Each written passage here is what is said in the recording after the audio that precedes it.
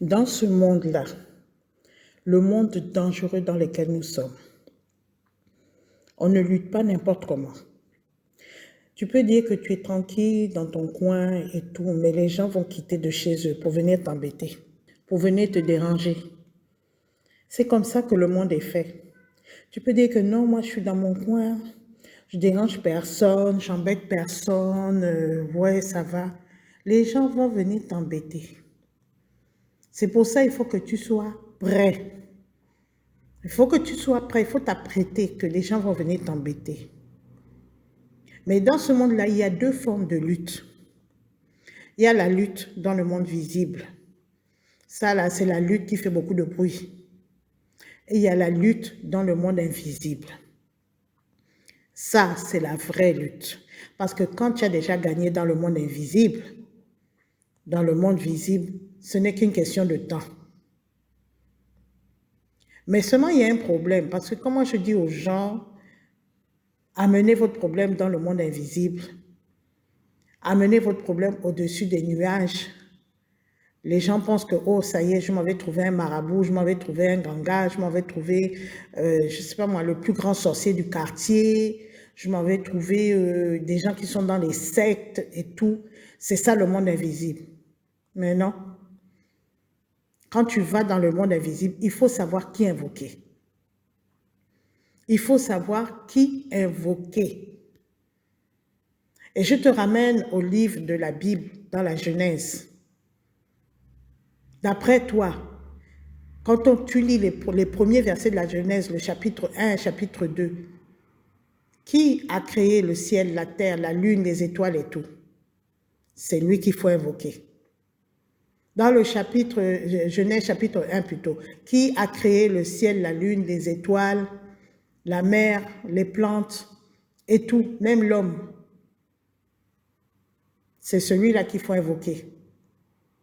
Dans le chapitre 2, qui a formé l'homme, qui a formé les animaux, qui a formé la terre, qui a formé tout ce qu'il y a sur cette terre? Qui est à l'origine de tout ça? Quand tu as découvert, c'est celui-là qu'il faut invoquer. Parce que même ton marabout là, c'est Dieu qui est au-dessus. Même la terre qu'il prend pour faire sa sorcellerie, le vent qu'il invoque pour faire sa sorcellerie, les animaux qu'il sacrifie pour faire sa sorcellerie, c'est Dieu qui a créé. C'est celui-là qu'il faut invoquer. C'est le Dieu Tout-Puissant, créateur du ciel, de la terre, de tout l'univers. Même si les gens vont te dire que Dieu n'existe pas, moi je suis là, je te dis que Dieu existe. Même si les gens vont te dire que non, la création, c'est pas comme ça, c'était un poisson ou un tétard dans l'eau qui est devenu margouillat, qui est devenu être humain et tout. Je ne sais pas comment ça s'est fait. Parce que je peux demander à la personne que pourquoi il y a encore les cafards. Les cafards, ça vient d'où? Est-ce que c'était aussi les ancêtres des êtres humains? Pourquoi il y a les araignées?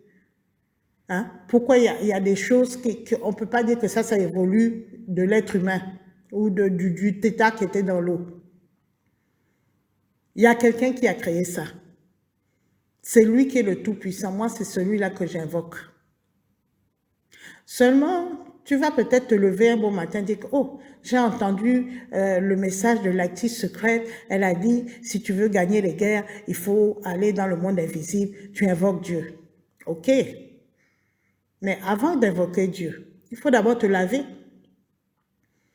Quand tu as passé toute ta vie chez les féticheurs, chez les sorciers, chez les je ne sais quoi, dans la saleté la plus totale, dans les ténèbres les plus totaux, tu ne peux pas arriver devant Dieu comme ça. Il faut d'abord te laver.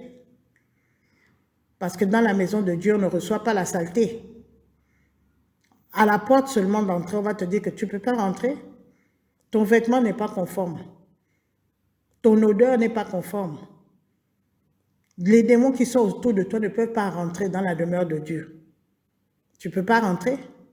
C'est comme quand vous allez dans des pays occidentaux, vous êtes mal habillé, ou bien même dans des pays en Afrique, dans le restaurant, là, les gens sont tous bien habillés, bien propres et tout. Toi, tu viens avec tes haillons, tu dis que tu veux manger aussi là-bas. C'est pas possible. À l'entrée seulement, même si tu as l'argent pour payer le repas, à l'entrée seulement, on va te dire que tu ne peux pas rentrer. C'est pareil pour accéder à Dieu. Tu dois d'abord te nettoyer. bien te laver. Vous qui avez l'habitude d'aller laver le corps chez les féticheurs tout le temps, ça là c'est rien.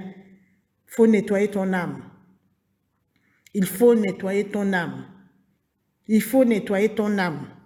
Tu te débarrasses d'abord de tous tes gris-gris, tous tes fétiches. Ensuite, tu te débarrasses de tout ton esprit sorcellaire. Après, tu te débarrasses aussi de toutes tes mauvaises pensées. Oh, pourquoi cette personne-là a réussi? Pourquoi lui-là, il est monté en grade? Pourquoi lui-là, il est marié? Moi, je ne suis pas mariée. Pourquoi dans ma famille, c'est lui seul qui réussit? Pourquoi? Le pourquoi, elle va demander à Dieu. C'est peut-être ton mauvais cœur qui t'a fermé les portes de l'entrée de la maison de Dieu. Avec tes pourquoi, la convoitise, la jalousie.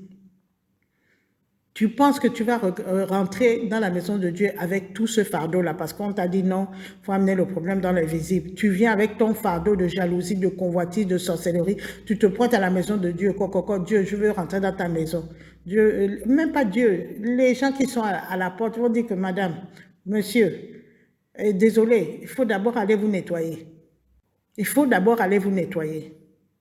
Il ne faut pas penser que vous allez combattre dans le physique. Vous venez, vous prenez vos parents qui sont haut placés. Oui, vous imposez. Oui, vous savez à qui vous avez affaire. Oui, machin, plein de menaces sur des gens qui sont pauvres parce que vous voyez que vous avez l'argent, vous avez la grosse voiture, ou bien vous avez les parents qui sont en haut, ou qui sont dans les gendarmeries, dans les commissariats et tout. Vous venez maltraiter les pauvres gens qui, eux, vivent leur vie tranquille.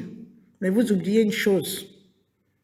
Physiquement, vous pouvez les embêter, mais quand ils amènent, eux, le problème vers Dieu, quand ils amènent le problème au-dessus des nuages, mais là, vous ne pouvez pas les retrouver là-bas. C'est ça aussi. Vous allez les chercher, vous ne pouvez pas les trouver. Parce qu'ils sont maintenant dans une dimension à laquelle vous n'avez pas accès. Vous n'avez pas accès. Vous allez les chercher, vous allez comment, donc, je suis sortie en vampire, je suis rentrée dans mon miroir, j'ai cherché la personne là, je n'ai pas trouvé. Oh, la personne là, elle est sorcière. Elle n'est pas sorcière. Elle n'est pas sorcière. Elle est maintenant dans une autre dimension. Elle est dans une maison invisible où vous n'avez pas accès. Vous ne pouvez pas voir la personne. Vous ne pouvez pas. Sincèrement, vous ne pouvez pas voir la personne. La personne est déjà ailleurs. Moi, si je vous parle là, c'est parce que je vous demande de confier votre vie à Dieu. Arrêtez de vous disperser à gauche, à droite, devant, derrière. Vous fatiguez votre corps, vous fatiguez votre énergie physique, vous fatiguez votre énergie spirituelle et vous les souillez en plus. C'est ça qui est mauvais, c'est que vous partez de souillure en souillure. À chaque fois que vous sortez une mauvaise phrase sur quelqu'un, vous vous souillez. Vous croyez qu'en disant du mal de quelqu'un, vous souillez la personne. Mais non, c'est vous-même que vous êtes en train de souiller. C'est de la saleté, les mauvaises phrases, les mauvaises paroles, les jalousies, les convoitises, les malédictions qu'on jette, une malédiction qui n'aura pas d'effet parce qu'on jette la malédiction seulement parce qu'on veut s'accaparer ces choses, on n'arrive pas, maintenant on maudit la personne. Mais ça ne marchera pas. Ça ne marchera pas. Si la personne est déjà dans une autre dimension, avec Dieu là-bas en haut, tu ne peux même pas l'atteindre avec tes paroles. Moi je me rappelle la parabole du riche et Lazare. Elle signifie beaucoup de choses. Lorsque le riche était en enfer là, il dit à Lazare qui était à côté d'Abraham là-bas dans le ciel au paradis, que Abraham, s'il te plaît, là où je suis là, ça chauffe trop. Viens me donner un peu d'eau parce que ça chauffe trop.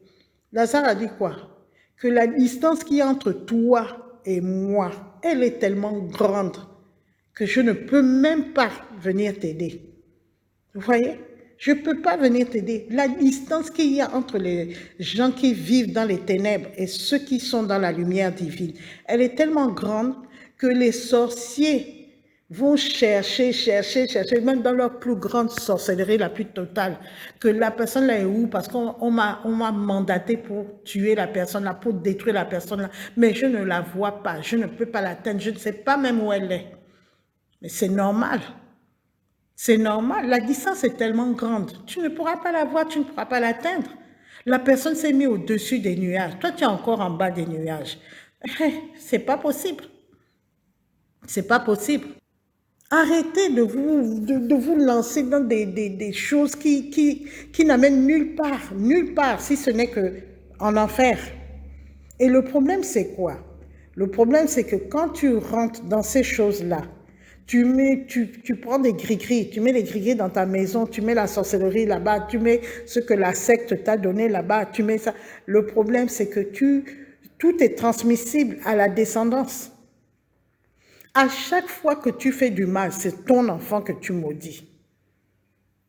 À chaque fois que tu lances des mauvaises paroles sur quelqu'un, parce que seulement qu'à cause de la jalousie, la convoitise, c'est ton enfant que tu maudis. C'est ça le problème. C'est pour ça qu'il faut être intelligent dans la vie.